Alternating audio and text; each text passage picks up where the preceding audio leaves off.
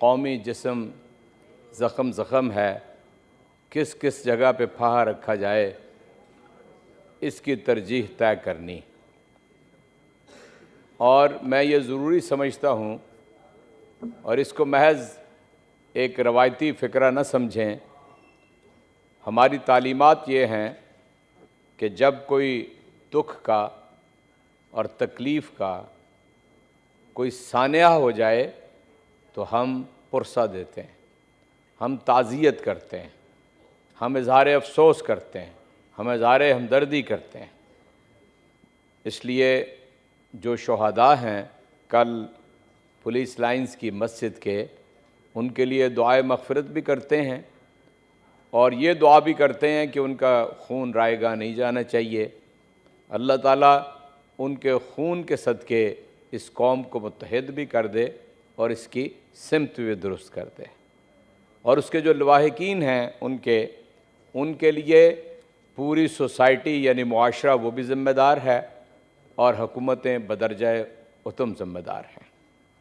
آج ساری گفتگو جو آج ایوان کے اندر ہوئی ہے وہ یہ ہوئی ہے کہ پاکستان کی کیا پالیسی ہے اور ہمارے پالیسی میں کیا خرابی ہے، جس کے نتیجے میں یہ دن ہمیں بار بار دیکھنا پڑتا ہے، اور یہ ایک ایسا یعنی زہر ہے کہ جو گھلتا ہی چلا جا رہا ہے اور اس میں کسی رکاوٹ کا امکان نہیں ہے۔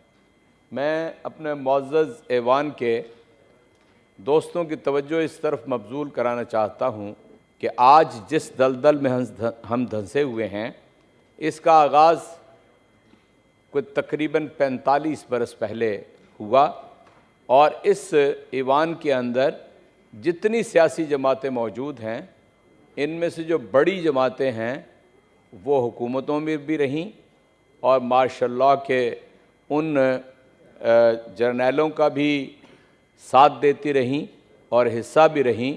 البتہ تحریک انصاف بہت بعد میں معرض وجود میں آئی، اور اس کے اوپر اتنی ذمہ داری نہیں ہے جتنی ذمہ داری اس وقت ٹریجری بینچ کے اوپر بیٹھی ہوئی بڑی پارٹیوں کی ہے۔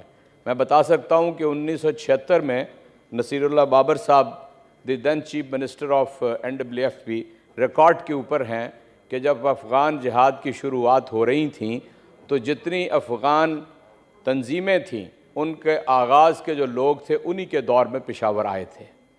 چنانچہ یہ جو اسٹریٹجک پارٹنرشپ کا اور اسٹریٹجک ڈیپتھ کا مسئلہ ہے، یہ کوئی آج کا مسئلہ نہیں ہے، اس سب کو شیئر کرنا چاہیے۔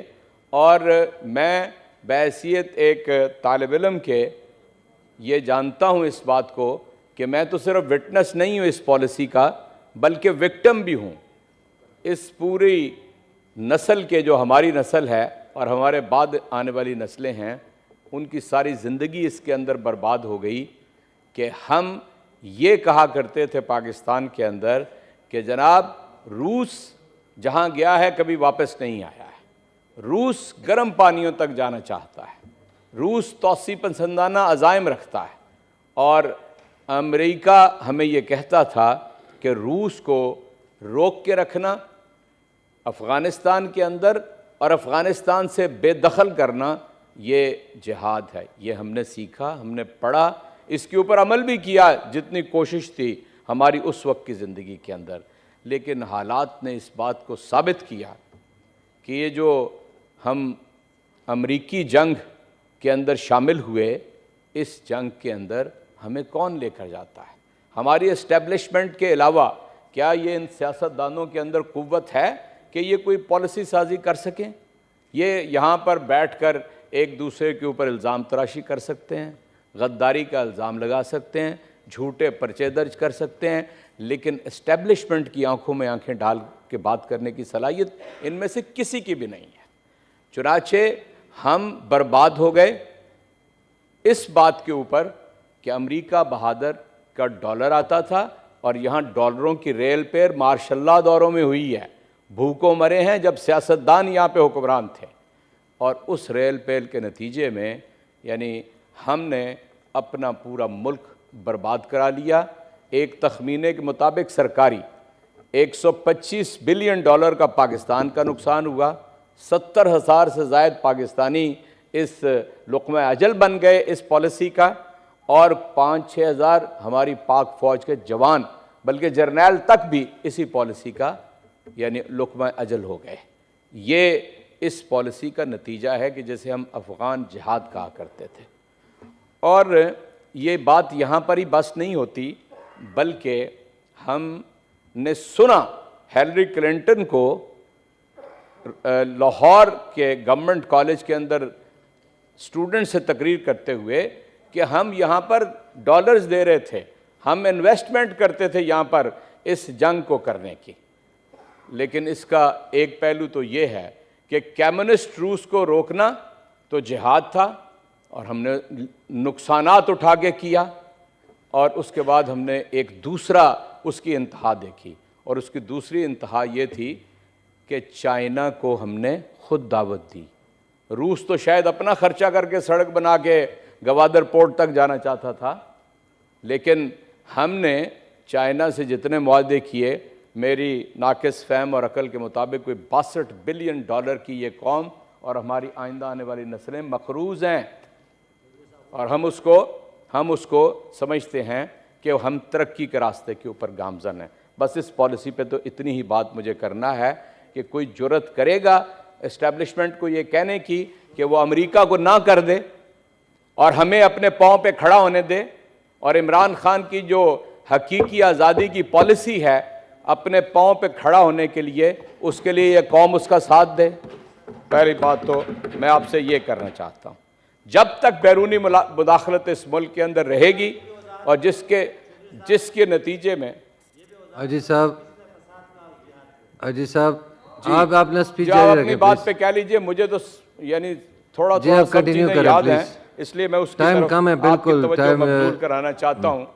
اور 9/11 سے پہلے سنیے، آپ بات کو ذرا بات سن لیں، 9/11 سے پہلے یہاں پر کوئی خودکش دھماکے نہیں تھے۔ اس کے بعد جب ڈرون حملے شروع ہوئے تو کولیٹرل ڈیمیج ہوتا تھا۔ کیوں بھولنا چاہتے ہیں آپ اس بات کو؟ یعنی ایک جس کو دہشت گرد قرار دیتے تھے، ایک دہشت گرد کو مارتے تھے، تو اس کے نتیجے میں یعنی جو باقی گھر کے 20 لوگ مر جاتے تھے اس کولیٹرل ڈیمیج کے اندر، ان میں سے جو ایک آدھ بچ جاتا تھا وہ خودکش بمبار بن کے کھڑا ہو جاتا تھا۔ کبھی تاریخ کو آپ جھٹلا نہیں سکتے۔ اور یہ بھی آپ اپنے ذہن میں رکھیے، صرف یہی نہیں ہوا ہے، پھر اس کے بعد یعنی جدید سائنس اور وہ ذرائع اختیار کیے گئے کہ تاکہ خودکش بمبار جو ہیں وہ از خود تیار ہو کے ہمارے ساتھ پاکستان کے طول و عرض کے اندر پھر کوئی ایک نہیں بچا۔ ہم اے پی ایس کے بچوں کا تو ذکر کرتے ہیں، لیکن ڈما ڈولا کے اس مدرسے کا ذکر نہیں کرتے جس کے اندر 84 بچے ایک ڈرون اٹیک کے نتیجے میں بچے اس کے اندر شہید ہوئے تھے۔ وہ یاد رکھنا چاہیے اس بات کو بھی۔ چنانچہ ہم اپنی پالیسی جب تک ٹھیک نہیں کریں گے، اور ٹھیک پالیسی یہ تھی کہ جس کو عمران خان نے جب وہ پارلیمنٹ میں آئے تو یہ کہا کہ ہم نے امریکہ کی جنگ نہیں لڑنی۔ جس دن آپ اس مقام پہ پہنچ گئے کہ آپ نے ایبسولوٹلی ناٹ کہہ دیا اور امریکہ کو اس سے خارج کر دیا، تو یہ جو دہشت گردی تھی یہ بند ہو گئی تھی۔ اس کے بعد کیا ہوا؟ جب وہ ساری قوتیں رجیم چینج کی شروع ہوئیں، اور رجیم چینج کی قوتوں نے ہمیں ہماری ایک مضبوط حکومت کو گرانے کی کوشش کی، تو یہ سارا عمل دوبارہ شروع ہو گیا۔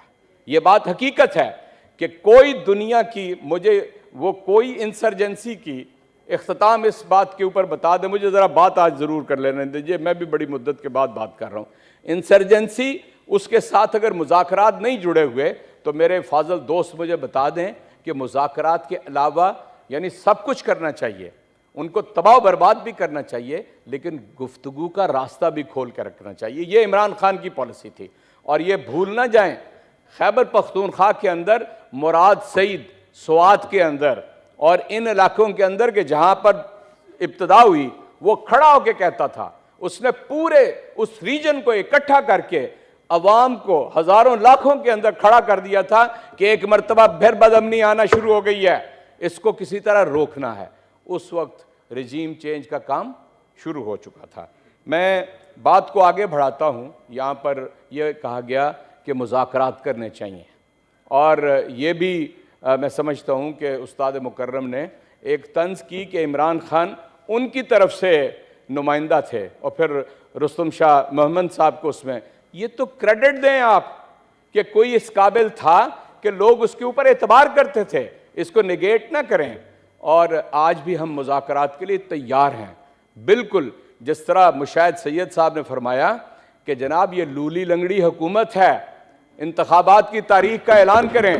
اور میں مخاطب کرتا ہوں ٹریجری بینچوں کو، اگر وزراء تو خالی ہو گئے لیکن میرے دوست میرا پیغام پہنچا دیں گے کہ اعجاز چودھری کھڑے ہو کے سینٹ کے اندر یہ کہہ کے گیا ہے کہ عمران خان مذاکرات کے لیے تیار ہے، دہشت گردی کے تدارک کے لیے بھی، اور اسے جوڑ دیجئے مشاہد حسین سید کی یعنی تجویز کے ساتھ کہ اس لولی لنگڑی حکومت کو نہ چلائیں. یہاں پر تو تاریخ کے اوپر مذاکرات کر لیں کہ الیکشن کی تاریخ کیا ہوگی پاکستان کے اندر، اور دہشت گردی کا خاتمہ کیسے کرنا ہے. قبول ہو تو مجھے بتا دیجئے. یہ ہے، ہم بھی چاہتے ہیں مذاکرات ہوں. اور پھر یہاں پر آپ اندازہ فرمائیں کہ پاکستان کو آئین کے مطابق چلنا ہے. صوبے کی جو 2 اسمبلیاں تحلیل ہوئی ہیں آئین کے تحت ہوئی ہیں، اور صوبے کی 2 اسمبلیوں کے انتخابات آئین کے تحت 90 روز کے اندر ہونے ہیں. 73 روز آج باقی رہ گئے ہیں. کیوں اعلان نہیں کیا جا رہا؟ ہمیں کہتے ہیں آپ پارلیمنٹ میں نہیں آتے. جب پارلیمنٹ میں جا رہے تھے تو راتوں رات استعفے کس نے منظور کیے؟ مجھے گلہ ہے سینٹ سے بھی. کیوں یہ بات یعنی میڈیا کے اوپر آئی کہ شارٹ سرکٹنگ تو ایک بہانہ تھا، 3 دن کے لیے پارلیمنٹ بند کرنی تھی. جناب اسپیکر قومی اسمبلی نے غائب رہنا تھا یہاں سے، اس لیے یہ کام کیا گیا. تو آپ ہی اپنی اداؤں پہ ذرا غور کریں. ہم اگر عرض کریں گے تو شکایت ہوگی. میں تو تیار ہوں، آپ کیجئے مذاکرات جو بھی کرنا چاہتے ہیں. کنکلوڈ کریں پلیز. پارلیمنٹ اور آئین کو کوئی راستہ، آپ کہتے ہیں نا انتخابات، ابھی کل وزیر یعنی نذیر طاہر صاحب نے فرمایا کہ یہاں معاشی بھی حالات خراب ہیں اور یہاں پر دہشت گردی بھی عین ممکن ہے کہ اس سے لمبا کر دیں. پوری امریکہ کی تاریخ کے اوپر نظر دوڑا کے دیکھ لیں، سول وار شروع تھی، لاکھوں لوگ اس کے اندر لقمہ اجل بن رہے تھے، انتخابات ہوئے. ہمارے ہمسائے ملک ایران کے اندر پوری پارلیمنٹ بھگ سے بم سے اڑا دی گئی، انتخابات ہوئے. انتخاب واحد راستہ ہے، عام انتخابات، جس کے نتیجے میں آپ اس ملک کے اندر امن قائم کر سکتے ہیں، ورنہ کوئی راستہ نہیں ہے. ہر وہ راستہ جو آئین سے ہٹا ہوا ہوگا، آئین سے ہٹا ہوا ہوگا، وہ آپ کو تباہی کے راستے پہ لے کر جائے گا. اور جناب چیئرمین، حادثے سے بڑا سانحہ یہ ہوا کہ لوگ ٹھہرے نہیں حادثہ دیکھ کر. شکریہ. Thank you G.